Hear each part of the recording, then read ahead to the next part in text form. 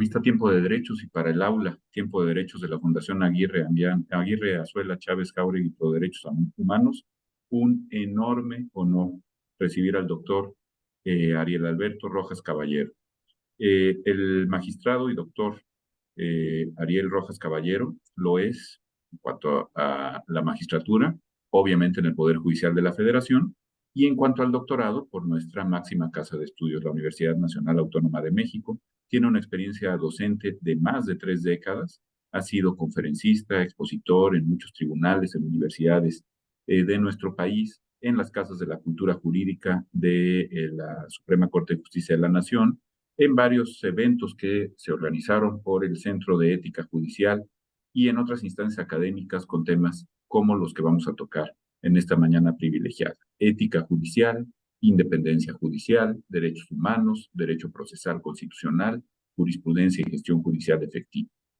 Es magistrado de circuito, está adscrito al primer tribunal colegiado en materia administrativa del 16º Circuito, tiene una antigüedad de 28 años en el Poder Judicial de la Federación, es decir, impartiendo la justicia de la Unión, que no se nos olvide.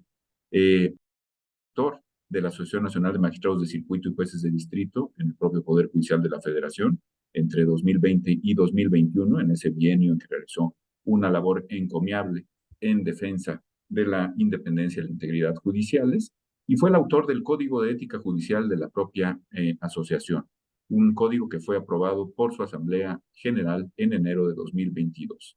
Logró, al frente de la asociación, que se escuchara a las personas juzgadoras federales en la denominada Reforma con y para el Poder Judicial del año de 2021, así como logró que particularmente el Senado de la República acogiera importantes ajustes en las modificaciones constitucionales propuestas y en las leyes reglamentarias que siguieron a esa reforma. Ha escrito 12 libros sobre la temática que hoy nos convoca: ética judicial, pero también derechos humanos, control constitucional, historia del derecho mexicano, jurisprudencia y administración de órganos jurisdiccionales. Ha participado en 7 obras colectivas y es autor de 15 artículos publicados en revistas jurídicas nacionales. Es un miembro destacado del Instituto Iberoamericano de Derecho Constitucional y bueno, le damos la bienvenida agradeciéndole en todo lo que vale el enorme honor que es que nos conceda esta entrevista, y más en los tiempos que corren. Y precisamente, doctor Rojas, además de mandarle un muy fuerte abrazo, quisiéramos que nos ilustrara un poco acerca de cómo se ha dado, en perspectiva histórica, una de sus preferencias y que ha cultivado también, cómo se ha dado la defensa de la independencia judicial en nuestro país y, si quiere, también en nuestro entorno norte y latinoamericano, como usted prefiera. Adelante y bienvenido de nueva cuenta. Muchas gracias, doctor Rafael Estrada. Para mí es un honor estar en Tiempo de Derechos. Creo que es un esfuerzo importante para la difusión de la cultura jurídica y sobre todo la cultura de los derechos humanos. En el mundo en este momento se está presentando pues lo que yo llamo una repetición de lo que se está viendo, lo que se vio en Europa entre las 2 guerras mundiales, con el surgimiento del nazismo y del fascismo en Italia y el nazismo en Alemania. Líderes carismáticos que quieren concentrar el poder, acaban con los contrapesos democráticos y de alguna manera, bueno, pues todo lo que se oponga a esa forma de ejercer el poder, pues es desdeñado, deslindado, y entre ellos, pues desde luego se presenta el tema del poder judicial. En el caso de nuestro país, en la época reciente, pues nunca se había visto un enfrentamiento tan serio entre el Poder Ejecutivo Federal y el Poder Judicial de la Federación. Y eso empezó desde luego con la actual administración en el 2018 pues la situación se viene escalando preocupantemente cada vez más. Y estos ataques a la independencia judicial van desde señalamientos en las conferencias mañaneras en contra de compañeros, compañeras juzgadoras con nombre y apellido por decisiones que no le parecen a la Administración Pública Federal, hasta proyectos y leyes aprobadas que van en contra de principios fundamentales que recoge la propia independencia judicial, como es la autonomía de gestión presupuestaria del propio Poder Judicial de la Federación, la nominación y aprobación de personas que no tienen los perfiles idóneos para integrar, en este caso, el máximo Tribunal de Justicia, y bueno, una serie de estrategias que no son casuales, sino que forman parte de un plan perfectamente articulado para debilitar completamente un contrapeso democrático que tiene como función principal la de velar por los derechos humanos. Entonces, estas estrategias pues se han presentado, desde luego, como lo señalaba, desde el periodo de entreguerras en Europa, pero también ya recientemente, pues en varias latitudes, como en Polonia, en Turquía, en Hungría, en Israel hubo el intento por parte de Benjamín Netanyahu, pero dramáticamente en América Latina, en Venezuela, en Ecuador, en Bolivia, en El Salvador. Entonces, esto no es casual, es parte de todo un manual que existe ya por este tipo de gobiernos que quieren concentrar el poder y acabar con cualquier contrapeso democrático. Es gravísimo, ¿no? Pero le preguntaría yo, magistrado, ¿no es hasta cierto punto normal, digamos, en un esquema de división de poderes que funcione, que los poderes, las potestades se incomoden entre sí? Es decir, no que haya enfrentamientos, pero que sí surja incomodidad y, por supuesto, disenso en torno a las determinaciones que toman una y otro, por supuesto, en el ámbito de sus competencias. Desde luego que puede ser desde el punto de vista humano que una decisión que normalmente, pues ese es el tema de la judicatura, siempre habrá una parte que pierde y la parte que pierde, pues lógicamente, pues siempre se sentirá en el plano humano, pues lastimado, inconforme, molesto. Pero creo que con visión de Estado y sobre todo con la visión constitucional de un Estado democrático, pues hay que entender que cada uno de los poderes de la Unión tiene funciones específicas. En el caso del Poder Judicial de la Federación, pues le toca velar por la supremacía de la Constitución. Y algo que creo que es muy importante, sobre todo para la ciudadanía, para la sociedad, que entienda que no es una cuestión menor. La Constitución mexicana, como la Constitución de cualquier otro país, es fruto de la sangre del pueblo. En el caso de México, de la sangre del pueblo de México que llevó a la Revolución Mexicana 1 millón de muertos, pero hay una serie de reivindicaciones sociales que se llevan a la Constitución precisamente para que estas tengan ese superlegalidad, que estén todos los actos de autoridad deben estar conforme a esa Constitución porque son los pactos esenciales, las decisiones políticas fundamentales que los mexicanos, las mexicanas nos hemos dado para poder convivir. Y es al Poder Judicial de la Federación a quien le toca velar porque esos acuerdos esenciales que están en la Constitución se respeten. Y dentro de esos acuerdos esenciales, pues están los derechos humanos. Y si no damos esa importancia al trabajo que tiene el Poder Judicial de la Federación de velar por los derechos humanos, así como las otras competencias que se dan dentro del principio de división de poderes, pues estamos desdeñando el pacto básico de nuestra convivencia. Y entonces volvemos a la ley de la selva. Creo que hay datos muy importantes a nivel internacional, como el índice que anualmente publica el World Justice Project, donde México se le pone en el lugar 116 de 142 países en el índice de Estado de Derecho. Y eso nos debe de llamar la atención porque detrás de eso pues hay una serie de cuestiones que no se están cumpliendo y que eso incide en la calidad de vida de las mexicanas y los mexicanos. Los abusos, los excesos que frecuentemente se aluden y se esgrimen literalmente desde instancias del Poder Ejecutivo y del Poder Legislativo, me refiero al nivel federal, ¿son meros pretextos o tienen alguna base en su concepto? Usted que presidió la Asociación Nacional de Personas Juzgadoras, del propio Poder Judicial de la Federación. ¿Hay en esto alguna base sólida, siquiera indiciaria, o simple y llanamente se trata de una argumentación que se esgrime como pretexto para intervenir, hay quien dice incluso colonizar al Poder Judicial de la Federación?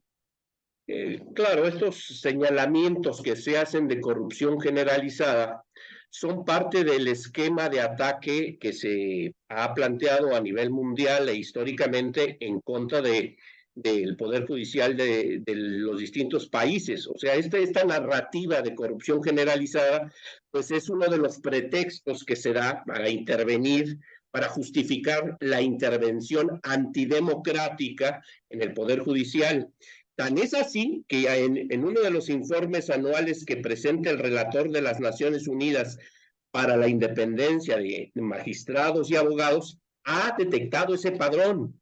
Es decir, se hace el señalamiento de corrupción generalizada para justificar una intervención desproporcionada en el Poder Judicial de la Federación. Usted comentó, yo tengo 28 años de trabajar en el Poder Judicial de la Federación.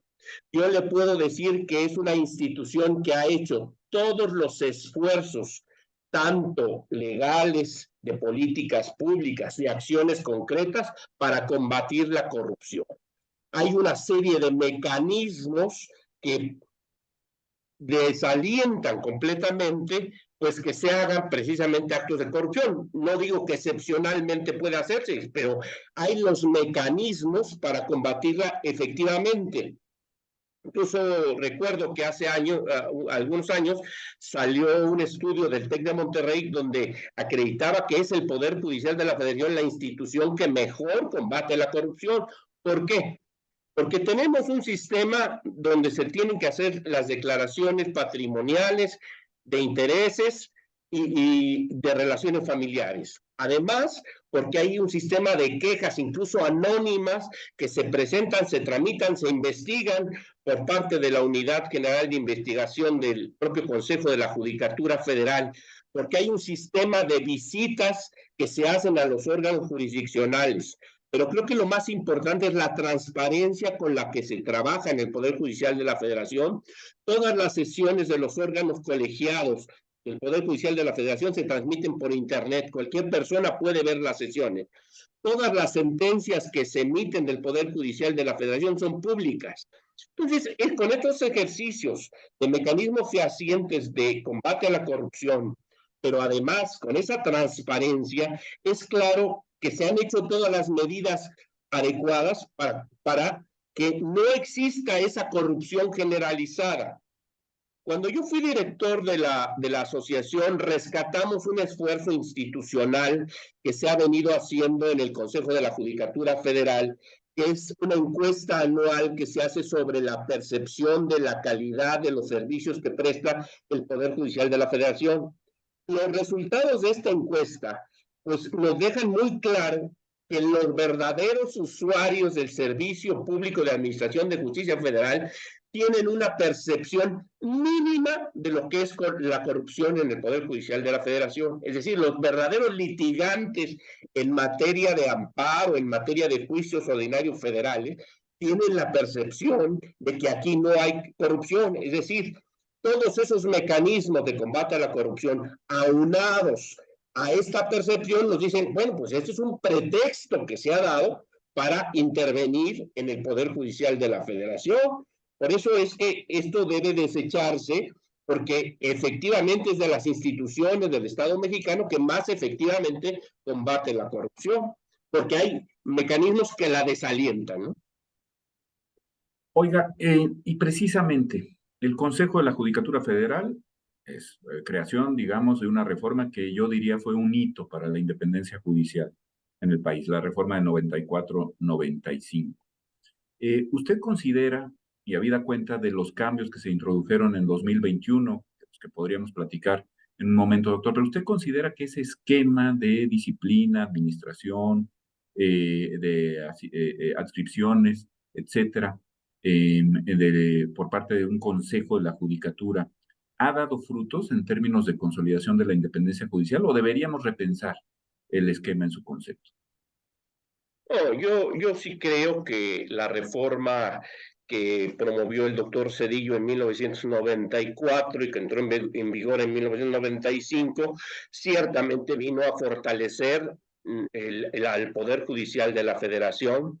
Creo que la herencia de esta reforma del doctor Cedillo fue precisamente pues, una serie de instituciones jurídicas que le dieron un asidero fuerte normativo y presupuestal, porque hay que decirlo así, que no fue solamente la reforma constitucional, las nuevas leyes que derivaron de esa reforma de 94, sino también el apoyo presupuestal, pues consolidó tanto a la Suprema Corte como Tribunal Constitucional, quitándole las labores administrativas que venía realizando los ministros inspectores por circuitos y creando el Consejo de la Judicatura Federal, que esto era un planteamiento que, entre otros, el doctor Héctor Fix Amudio vino insistiendo en la necesidad de traerlo de Europa a México. Y creo que con todo el desarrollo que ha tenido el Consejo de la Judicatura de 95 a la fecha, pues sí se ha venido consolidando como una institución sólida en esas materias que le corresponden por mandato constitucional de carrera judicial, de disciplina, de vigilancia y sobre todo la administración de los recursos del propio Poder Judicial de la Federación, con excepción de la Corte y del Tribunal Electoral. Y sí creo, soy como todo institución humana que puede ser perfectible. Creo que hay muchas cuestiones que todavía deben de resolverse en el tema del Consejo de la Judicatura. Hay áreas de oportunidad, ciertamente, pero creo que en términos generales ha funcionado y ha funcionado bien, sobre todo por el tema que creo que es más fácil de ver, que es el sistema de carrera judicial. A usted le tocó como director de la Escuela Federal de Formación Judicial, en ese entonces Instituto de la Judicatura Federal, pues ver la importancia que tiene el sistema de carrera judicial para nuestra institución y que es uno de sus valores fundamentales, de sus fortalezas. Y creo que en esto el Consejo lo ha venido haciendo de forma pues muy seria y de forma profesional, y creo que ese es uno de los grandes legados de esta institución. También en el tema de la administración, yo creo que es muy importante que ya cada vez los jueces tengamos que ver menos con los temas administrativos y que existe este órgano precisamente para resolver esos problemas. Y desde luego donde creo que es una cuestión importantísima el tema de el sistema de disciplina y de vigilancia, que va precisamente con esto que platicábamos, con el combate a la corrupción y dentro del marco del Sistema Nacional Anticorrupción que viene del mandato de la Constitución. Ahora, en 2021 se introdujeron cambios, por poner un ejemplo que me parece muy gráfico, el sistema de precedentes judiciales, y todo eso presenta nuevos retos para la independencia judicial. Lo que quiero decir es que sobre titulares de juzgados de distrito y de magistraturas de circuito, pues pende una especie de espada de Damocles en el sentido de seguir el sentido de los precedentes de los tribunales superiores, concretamente la Suprema Corte, en salas o en pleno, y si no, las medidas disciplinarias que están ahí un poco como el elefante blanco en la sala, ¿no? Eh, ¿A qué me refiero? Pareciera casi imposible dominar todos los sentidos que han determinado las decisiones del máximo tribunal y no incurrir en cuestiones opinables sobre si se aplicó o no adecuadamente el precedente. Ha habido cambios en los temas de disciplina y en 2021 impactaron en su concepto a pesar de todas las muy buenas aportaciones que la asociación que usted dirigía presentó a los órganos congresionales. De todas maneras, ¿hay amenazas a la independencia judicial desde la propia estructura del Poder Judicial? ¿O cree usted que las cosas quedaron bien reformadas, adecuadamente estructuradas para mantener este importantísimo principio en vivo? Una de las preocupaciones fundamentales cuando intervinimos en la reforma con y para el Poder Judicial, que pues, precisamente no tenía nada de eso, porque se hizo en el despacho del ministro presidente y fue acogida por el presidente de la República sin intervención de ningún órgano de la institución, ni menos la Asociación Nacional de Magistrados de Circuito y Jueces de Distrito, y fue ya cuando la iniciativa se presentó, tanto de reforma constitucional como de leyes reglamentarias, que a través de un esfuerzo muy fuerte por parte de la directiva de en ese entonces, incluso con el apoyo del relator de Naciones Unidas para la Independencia, que emitió una recomendación para que se nos diera participación, porque el estándar internacional en materia de independencia pues, señala que para que se reconozca y se garantice la independencia, cuando hay reformas que impactan en el Poder Judicial, debe escucharse a los juzgadores a través de sus asociaciones. Entonces, uno de los puntos fundamentales que a nosotros nos ocupó es tener los estándares internacionales aplicables en materia de disciplina y vigilancia.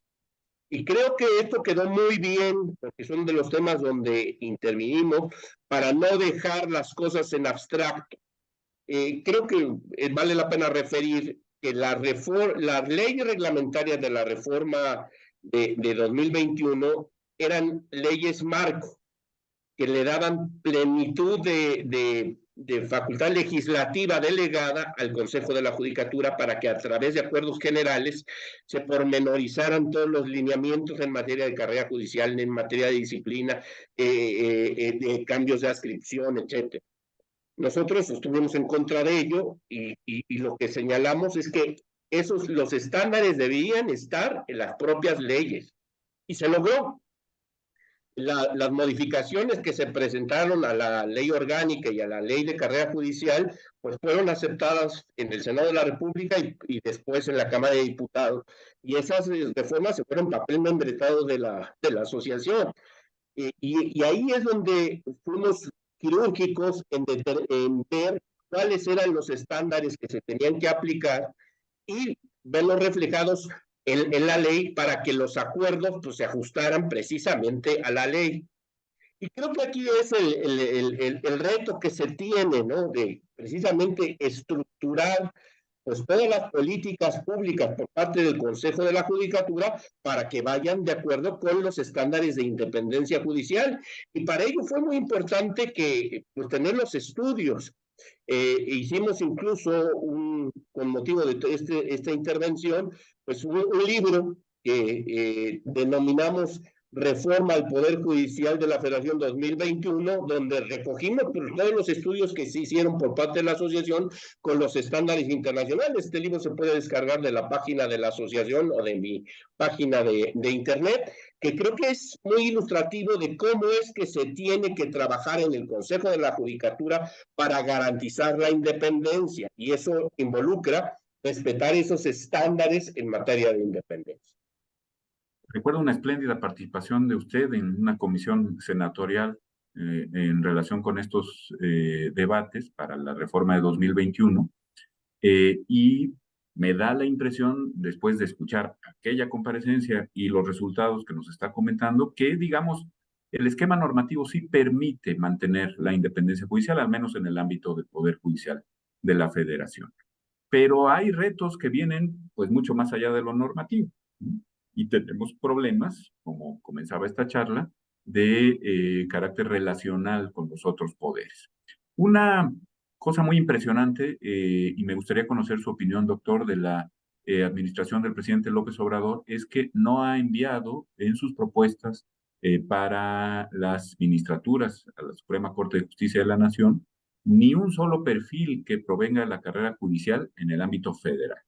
Es decir, aquello que se hablaba de un equilibrio en el máximo tribunal entre funcionarios y funcionarios de carrera judicial y quienes venían de fuera, pues hoy podemos decir que está completamente roto. ¿Esto es bueno, malo, regular en su concepto? ¿Qué opinaría al respecto?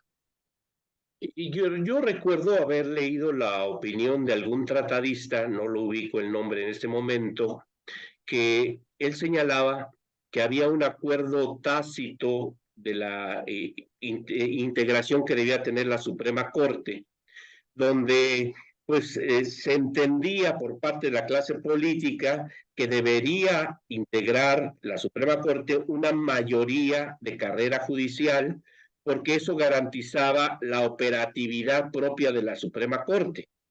Es decir, es claro que ser ministro o ministra de la Suprema Corte amerita una serie de habilidades, de conocimientos, de actitudes incluso, que pues no se adquieren de la noche a la mañana, sino que se requiere una sensibilidad especial.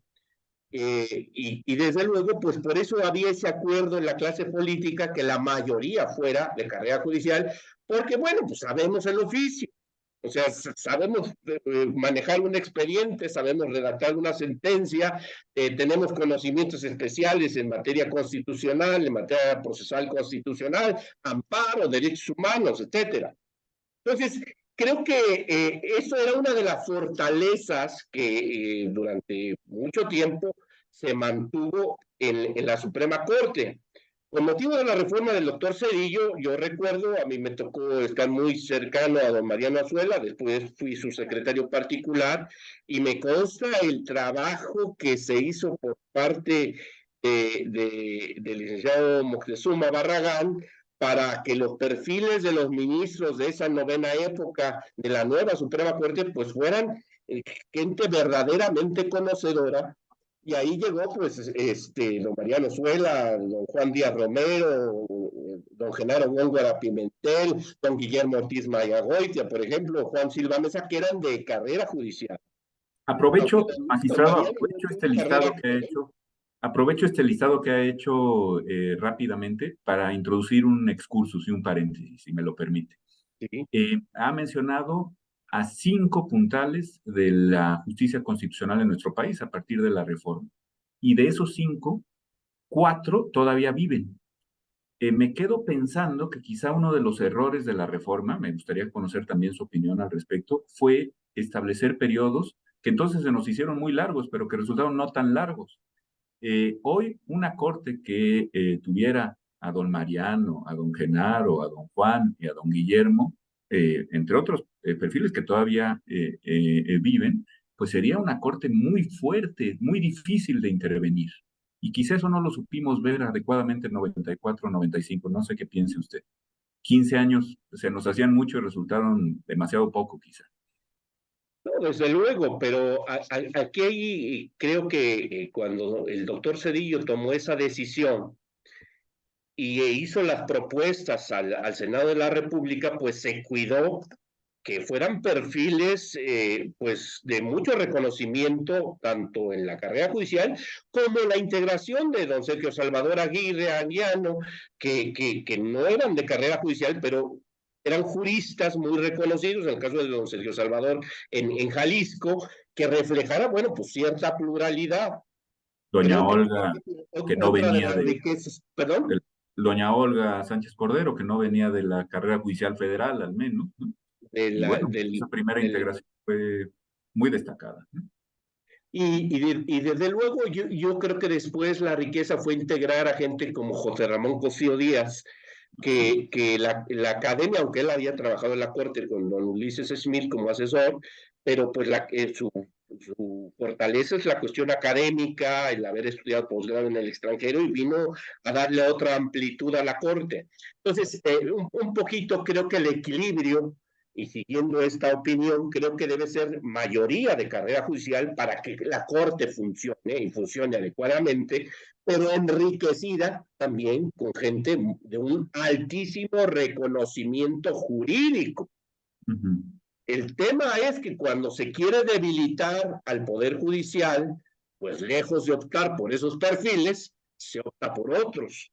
Y donde pues estos gobiernos de los que hemos venido hablando, pues lo que importa es la lealtad y no el conocimiento científico.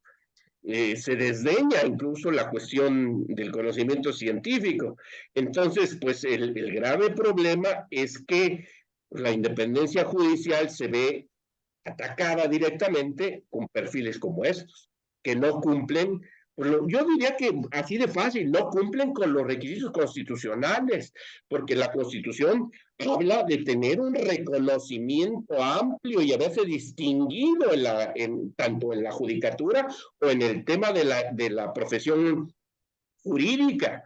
Entonces, pues, ese es un tema que desde luego, pues, Si no se cumple, pues vienen los problemas a la hora de resolver. Mire, yo trabajé 4 años en la Suprema Corte con don Mariano Azuela y la verdad es una labor técnica excesivamente exigente para conocedores.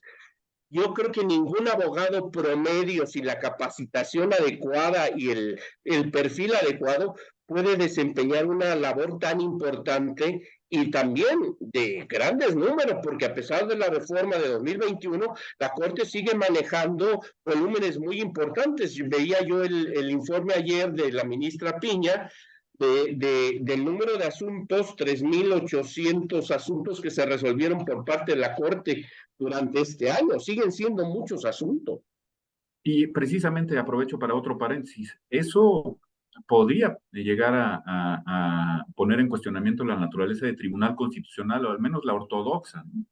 Un tribunal constitucional ortodoxo en el mundo típico, pues no resuelve ni siquiera 100 casos al año, ¿no? Y nosotros seguimos metidos en el tema de la legalidad y del amparo casación y el amparo en revisión una y otra vez, por más paliativos que se han puesto en las sucesivas reformas, ¿no, magistrado? ¿Hacia Sí, dónde tendría que avanzar esto? Tendríamos que confiar más en las sentencias que se dictan en los fueros locales y dejarnos de obsesionar tanto con la exacta aplicación de la ley, como Rabasa supo ver hace ya más de 100 años, o cuál sería el camino para evitar esta llegada de tantísimos casos, por miles, decenas de miles, al máximo tribunal. y yo creo que cuando se habla de que hay que hacer una reforma al Poder Judicial, pues creo que ya esa reforma ya se hizo. Lo que hay que hacer es una reforma del sistema de justicia. Este, tenemos en México el problema de una altísima litigiosidad. Hemos tenido juicios de amparo en materia administrativa hasta porque una persona no le dejan pasear el perro en el club de golf, ¿no? De ese tamaño y por el otro lado, pues tenemos muchos asuntos donde está la vida de las personas, los amparos de salud, donde pues han crecido en la presente administración por toda la situación caótica que se está viviendo con el sistema de salud que se destruyó. Pero yo creo que aquí lo importante en esto, en esa reforma de la justicia, es desde luego privilegiar los mecanismos alternos de solución de controversias. Por fin ya vemos luz al final del túnel con la expedición de la ley general, pero creo que esto hay que llevarlo a todos los ámbitos y sobre todo el ámbito del litigio administrativo y fiscal, y llevarlo también, generalizarlo en todo el tipo de litigios. Y la otra cuestión, creo que también es importante profesionalizar a través de controles éticos a la profesión jurídica. Se habla de la colegiación obligatoria o esquemas donde haya una supervisión real, ética y profesional de los abogados. Creo que por ahí pasa también las cosas. Y creo que también en la línea de su pregunta, pues el sistema de justicia debe articularse para que realmente, y en eso tomar los aciertos de la justicia americana, de que lo que llegue a los jueces, pues sea realmente lo que tiene méritos, lo que es un caso, como dicen ellos, algo que puede generar, bueno, un verdadero debate y que se requiere de una opinión de un tercero en discordia, que sería el juez. Pero estructurar un sistema para que haya salidas laterales y no necesariamente todo acabe en el amparo directo o en el amparo directo en revisión, que ese es el caso, ¿no? Y en otra situación, los abogados mexicanos tenemos tan el tema de la litigiosidad que en la Comisión Interamericana de Derechos Humanos, el país que más asuntos tiene de peticiones de llevar los asuntos a la Corte Interamericana, pues es México. Entonces ya no solo es el amparo directo, la revisión de amparo directo, sino también llevar los asuntos a la Corte Interamericana. Creo Que ya que la vemos como una ese es el quinta o gran sexta reto. instancia. Y yo le llamo así, hay que hacer efectivo el sistema de administración de justicia. Y eso involucra a lo mejor hasta las costas que están prohibidas en el artículo 17. Pero pues creo que se podría ser una solución también de que si no hay méritos de un asunto, te cueste el juicio. Creo que eso podría también ser una solución, ¿no? Y tal vez también preguntarnos con seriedad si la independencia judicial en los estados, la justicia local está adecuadamente asegurada, o si debemos pasar a esquemas más propios de unidad de jurisdicción, como la que tienen países también compuestos como España.